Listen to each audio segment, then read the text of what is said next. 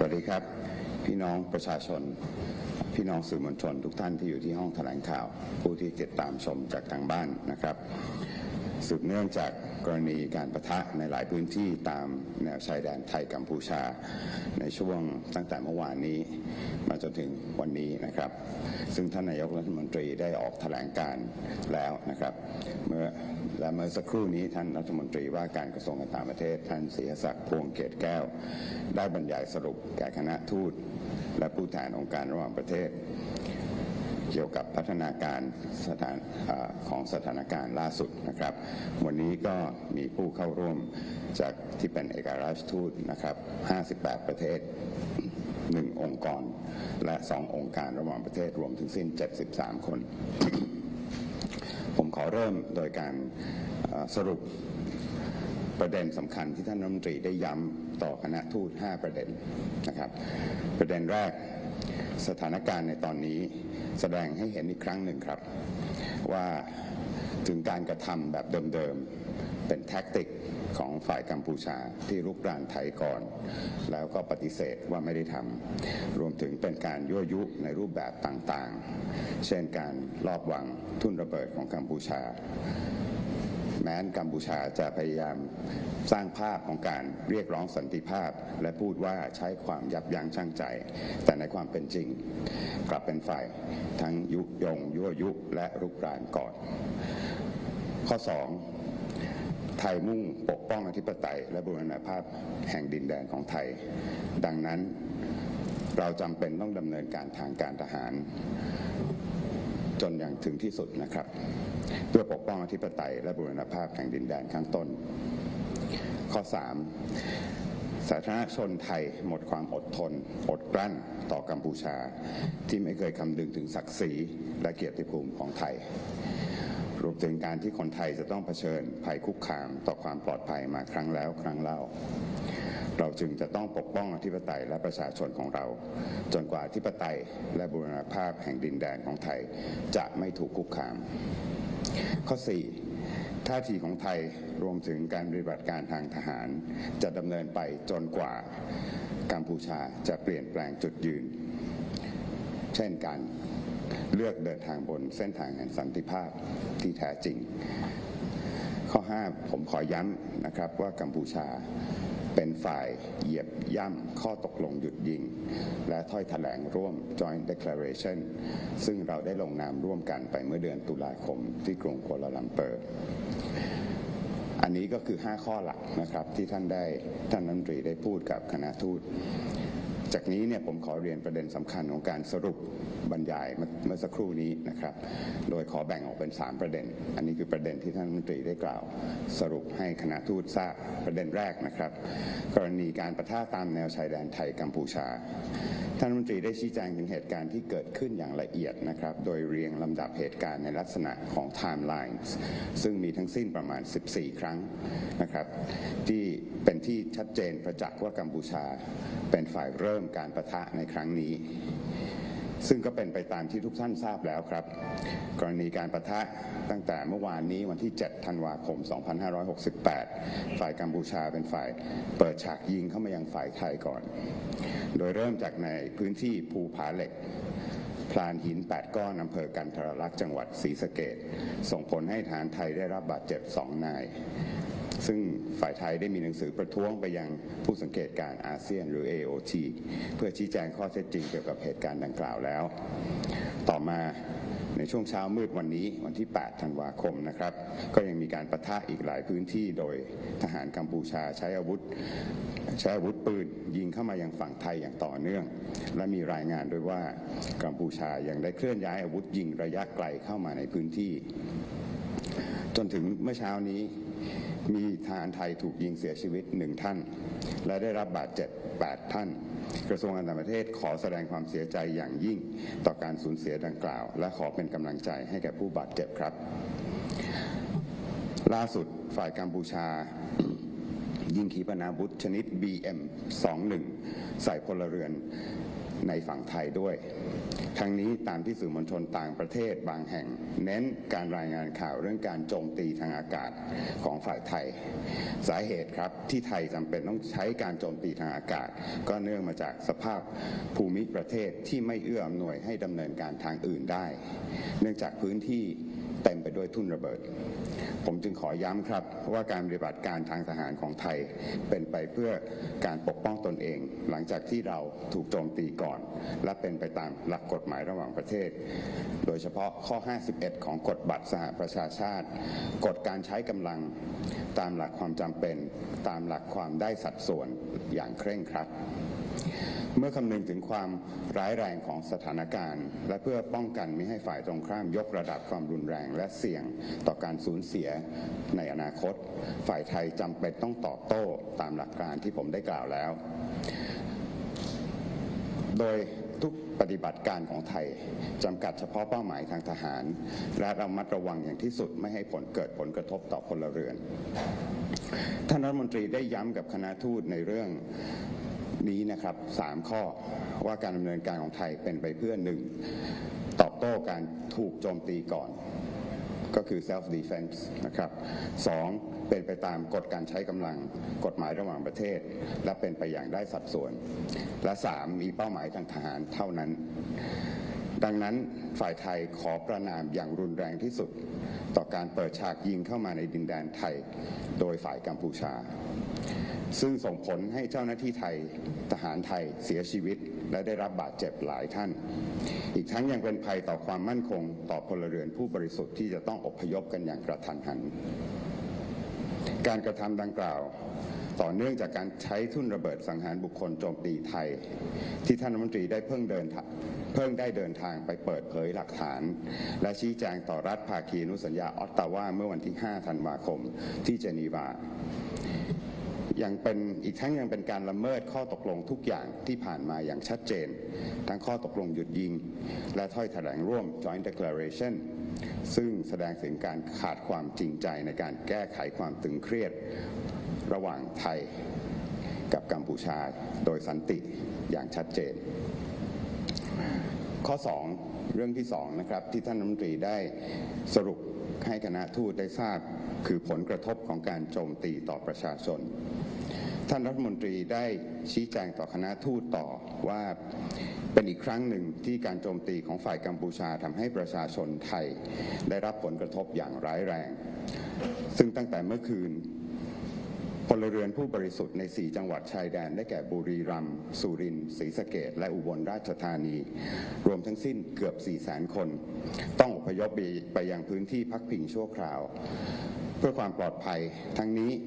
ไทยไม่ต้องการให้เกิดความสูญเสียดังเช่นที่เคยเกิดขึ้นมาแล้วจากการโจมตีเป้าหมายพลเรือนของฝ่ายกัมพูชาความตึงเครียดจากการปะทะในขณะนี้ส่งผลให้โรงเรียนกว่า600แห่งใน5จังหวัดชายแดนและโรงพยาบาลในพื้นที่ชายแดนหลายแห่งต้องปิดทำการชั่วคราวซึ่งกระทบต่อความเป็นอยู่กระทบต่อสิทธิขั้นพื้นฐานและบริการที่สำคัญแก่ประชาชนคนไทย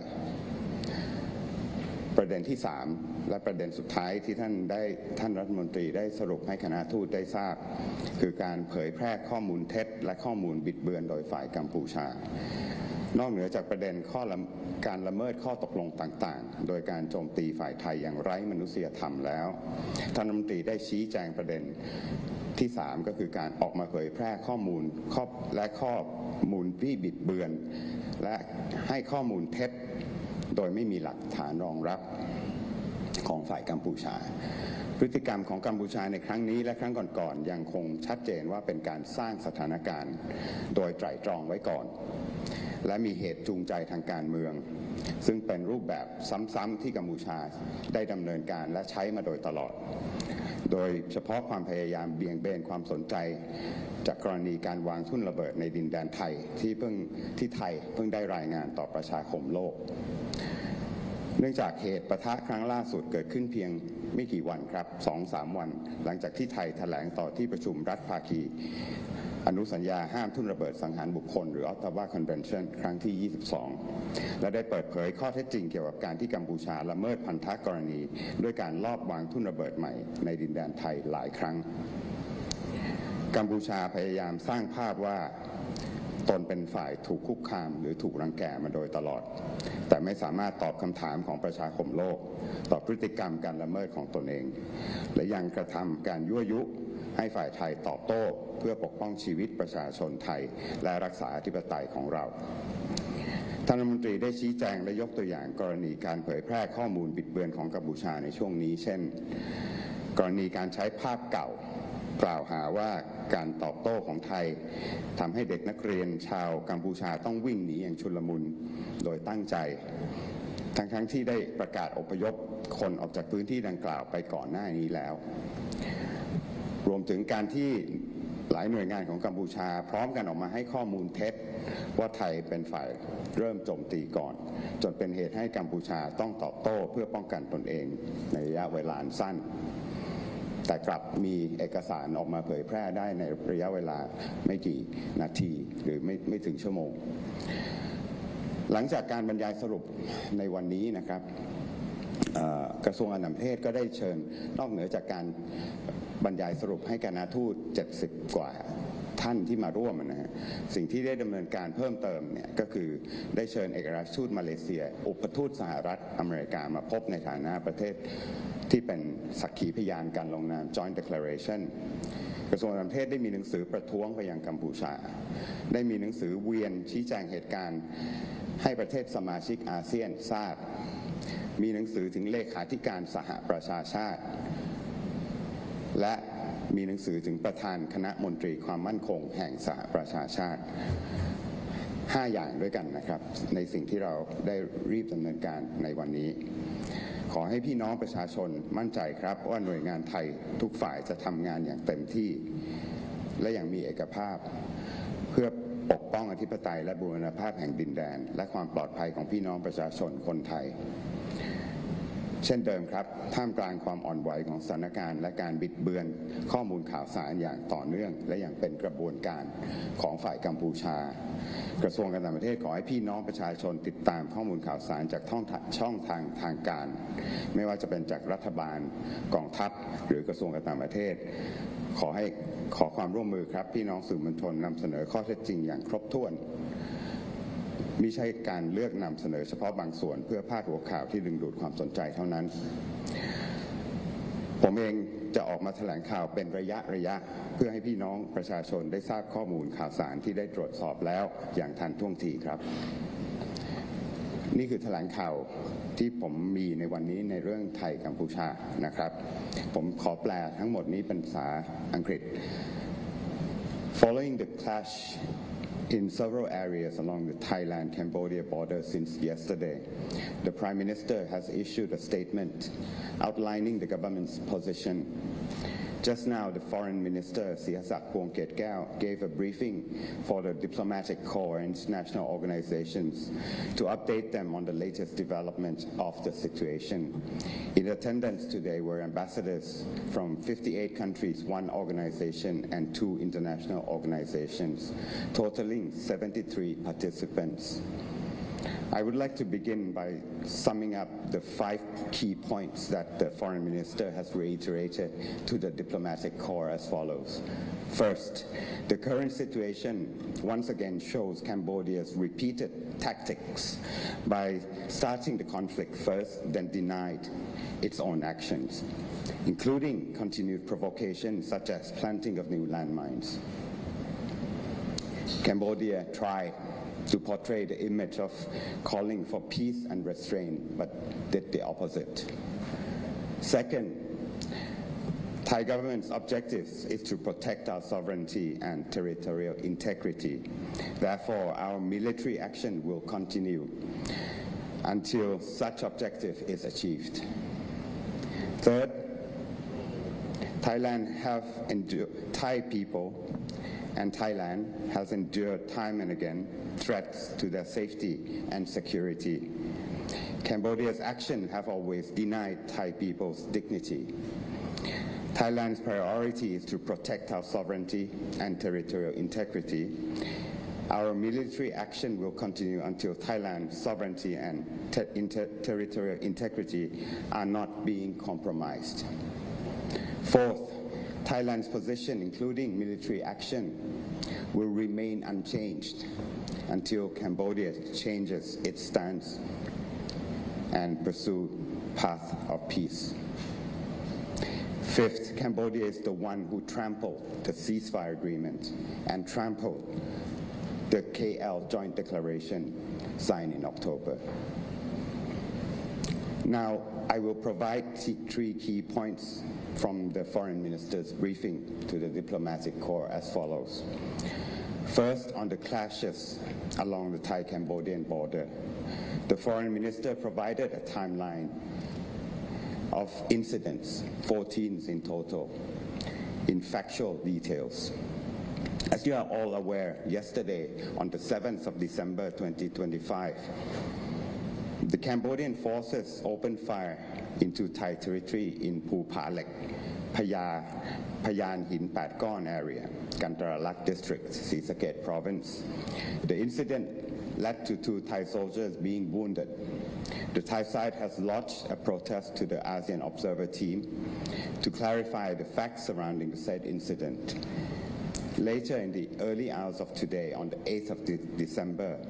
further clashes occurred in multiple areas, with Cambodian troops continuing to fire into Thai territory. There are also reports that Cambodia have moved long-range weaponry into the border areas. As of this morning, 1 Thai soldier lost his life, and 8 more have been wounded.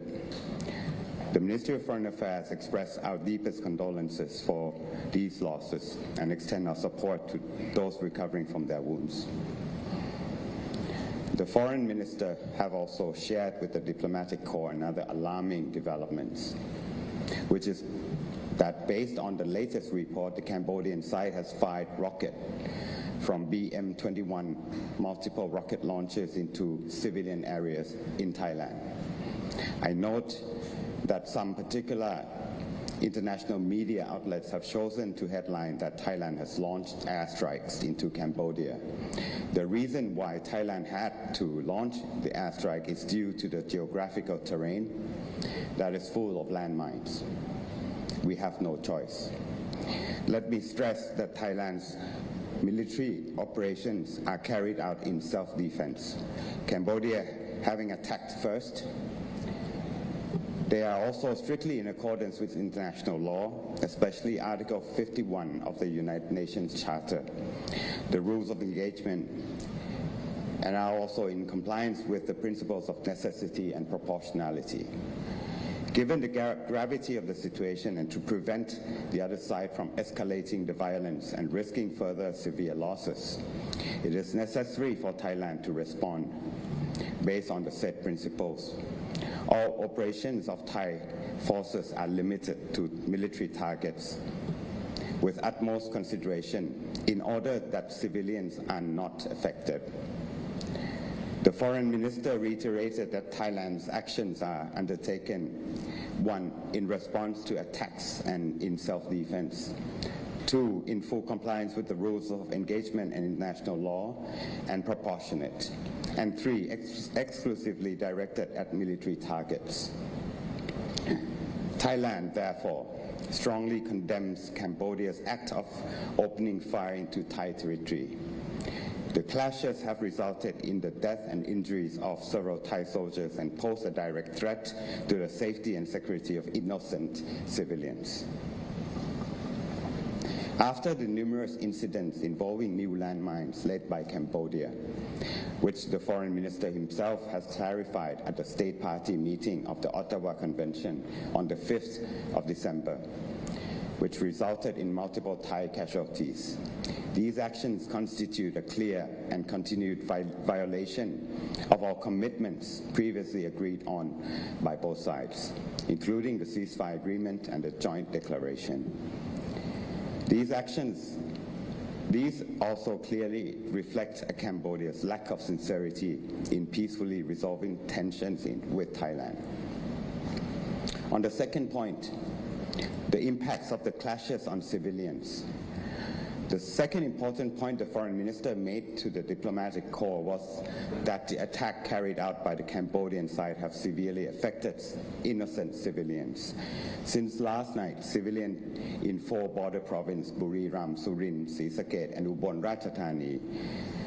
almost 400,000 people in total have had to evacuate to temporary shelters for safety. Thailand does not wish to see any more lives lost beyond those caused by Cambodia's attack, which have targeted civilians not too long ago. The ongoing clashes have also forced many schools, over 600 in total, in 5 provinces and hospitals along the border to temporarily close. This directly affects Thai people's well-being, affects their fundamental rights and access to essential public services. Thirdly, Cambodia's dissemination of false and distorted information. A final and critical point that the Foreign Minister made with the diplomatic corps just now is how Cambodia continues to evade responsibility for its actions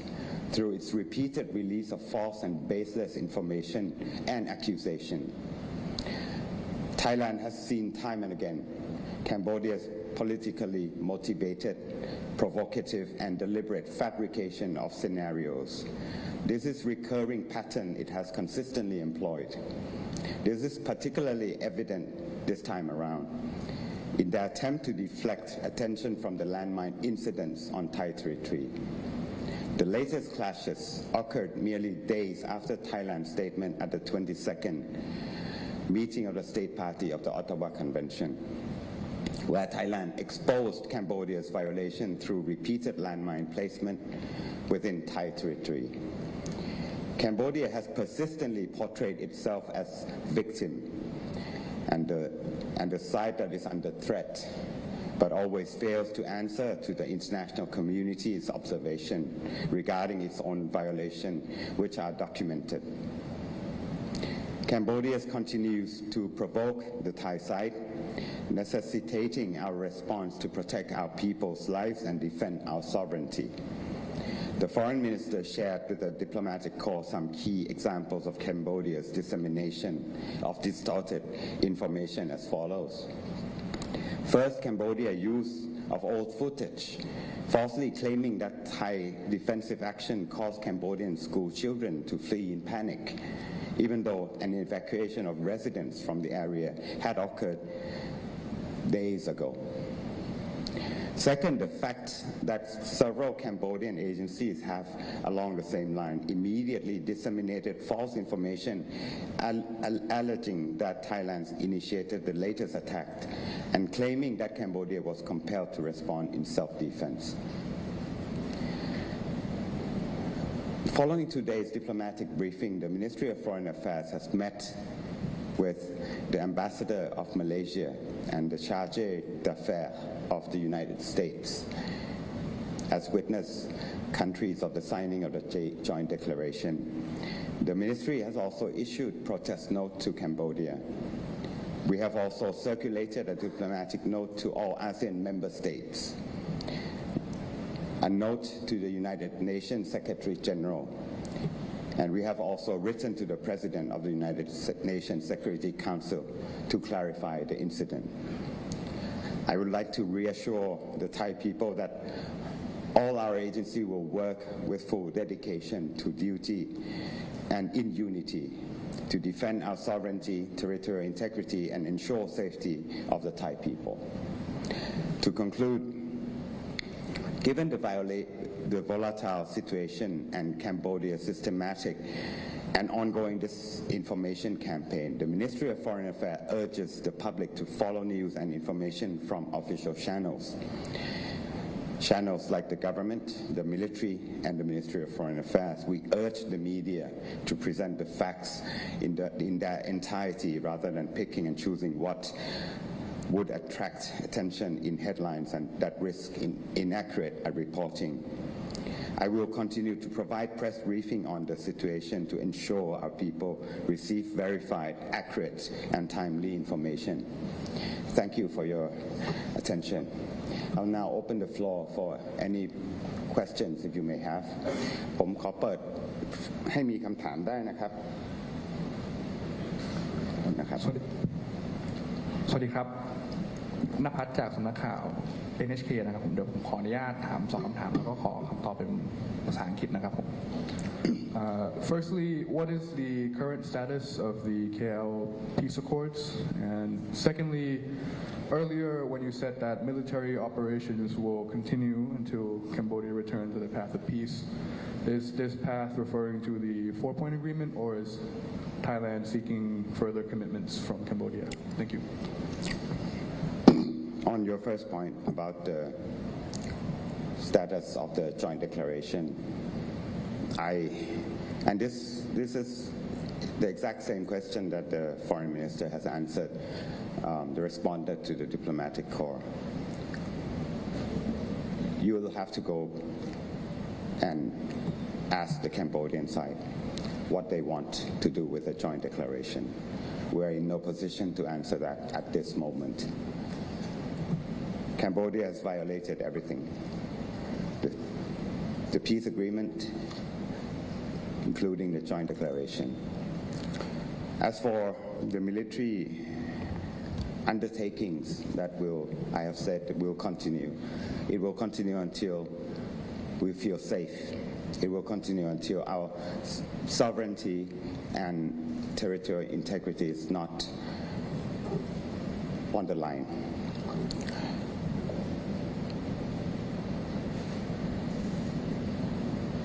ครับ เดินหน้าครับ จารุพรจากไทย PBS นะคะจะถามสืบเรื่องจากเวทีประชุมที่ออตตาวาค่ะที่ทางเราได้มีการขอตั้งคณะผู้ตรวจสอบเรื่องของการวางทุ่นระเบิดไปอยากรู้เรื่องของโปรเซสต่างๆกระบวนการตั้งรวมไปถึงมีการประเมินไหมคะว่าน่าจะตั้งคณะได้เร็วช้ายังไงรวมไปถึงคิดว่าเหตุปะทะครั้งล่าสุดจะกระทบกับการขอตั้งคณะนี้ไหมคะขอบคุณค่ะท่านรัฐมนตรีได้เดินทางไปเจนีวาใช่ไหมครับแล้วก็ได้ไปรายงานข้อเท็จจริงเรื่องทุ่นระเบิดสังหารบุคคลแล้วก็ผมต้องขอเรียนว่าเป็นครั้งแรกตั้งแต่ออตตาวาคอนเวนชั่นมีขึ้นนะครับที่มีประเทศสมาชิก activate เรียกร้องให้มีการใช้ article หรือข้อ 8 ของอนุสัญญาดังนั้นผมตอบไม่ได้ที่ประชุมก็ตอบไม่ได้ตอนนั้นนะครับเนื่องจากมันไม่เคยมีการเรียกร้องข้อนี้มาก่อนว่าเราต้องการผู้ตรวจสอบนะฮะ independent body ที่ว่าเนี่ยที่ประชุมรับทราบแล้วก็รับจะไปดำเนินการดูว่าจะทำได้เร็วช้าแค่ไหนนะครับผมจึงตอบได้เท่านี้ในเรื่องไทม์ไลน์เพราะว่ามันไม่เคยมี precedent มันไม่เคยมีเหตุที่เราจะต้อง activate ข้อ 8 มาก่อนนะครับผมบอกได้อย่างหนึ่งว่าที่ประชุมได้เห็นหลักฐานได้เห็นวิดีโอคลิปประเทศไทยได้ใช้ rights of reply ต่อการแก้ตัวของกัมพูชาอย่างที่เขาทำมาโดยตลอดนะครับคนไทยขาขาดไป7 คนแล้วมันก็มีรูปมันก็มีวิดีโอมันก็มีหลักฐานดังนั้นผมเชื่อว่าเราก็ควรจะต้องมีเฟซนะครับมีความเชื่อมั่นในกระบวนการของพหุภาคีที่ตั้งขึ้นนะครับว่าจะดำเนินการอย่างโปร่งใสและดำเนินการอย่างเป็นธรรมกับประเทศสมาชิกนะครับผมขอเรียนว่ามันจะมีการประชุมคณะประชุมรัฐภาคีอนุสัญญาครั้งต่อไปคือครั้งที่23เนี่ยในปีหน้านะครับซึ่งนางรวมเบียเนี่ยนะฮะ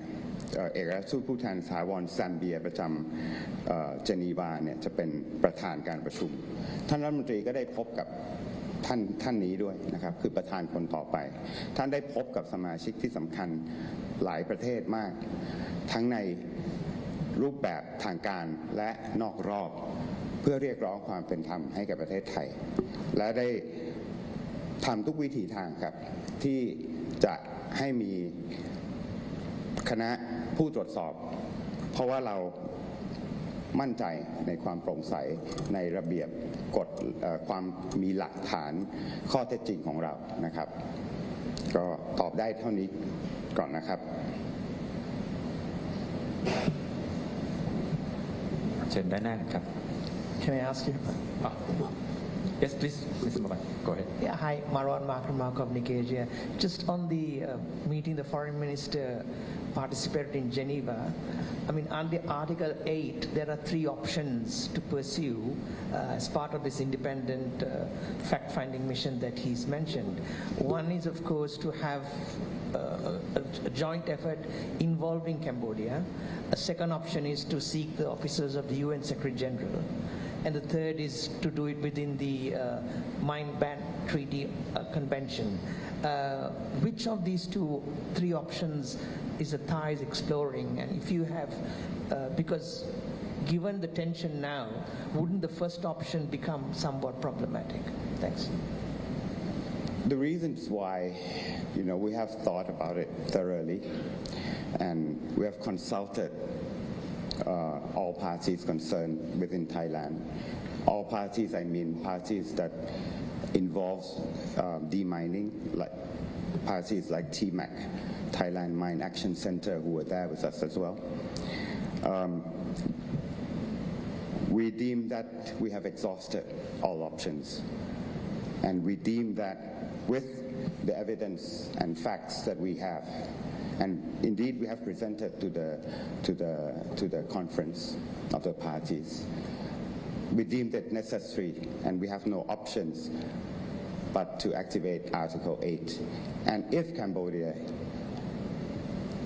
is transparent and have the political will to work with us, they should welcome this article. Yes. Okay, thank you. Reporter for Phoenix TV. So my question is about, at this time, does Thailand requires any support from international community? And if so, what kind of support is required? Thank you. No. Right now, we don't see the necessity of any international support. As I mentioned, everything has been done on a step-by-step basis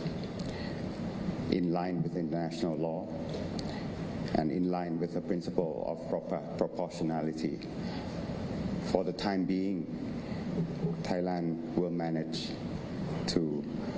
take care of our territorial integrity and sovereignty. Thank you. โทษทีครับมาอันใหม่ พัฒนาพรจากไทย PBS ค่ะท่านอธิบดีทีนี้ประเด็นเรื่องของทางการทหารเนี่ยเขาเหมือนเดินหน้าเต็มที่แต่ว่าทีนี้ทางการทูตนะคะกับทางการต่างประเทศนะคะสถานะตอนนี้กับทางกัมพูชาเราอยู่ในขั้นลดระดับความสัมพันธ์หรือจะหนักขึ้นอย่างไรหรือมีมาตรการอย่างไรมากขึ้นไหมคะจากปัจจุบันค่ะครับคือตอนนี้เราลดความสัมพันธ์ลงไปแล้วนะครับนานมาแล้วนะครับก็ยังคงสถานะการลดระดับความสัมพันธ์ทวิภาคีอยู่นะครับยังไม่ไปมากกว่านั้นนะครับผมตอบไม่ได้ว่ามันจะณวันนี้นะครับผมตอบไม่ได้ว่ามันจะไปไกลกว่านั้นหรือไม่นะครับมันขึ้นอยู่กับฝั่งกัมพูชาด้วยนะครับดังนั้น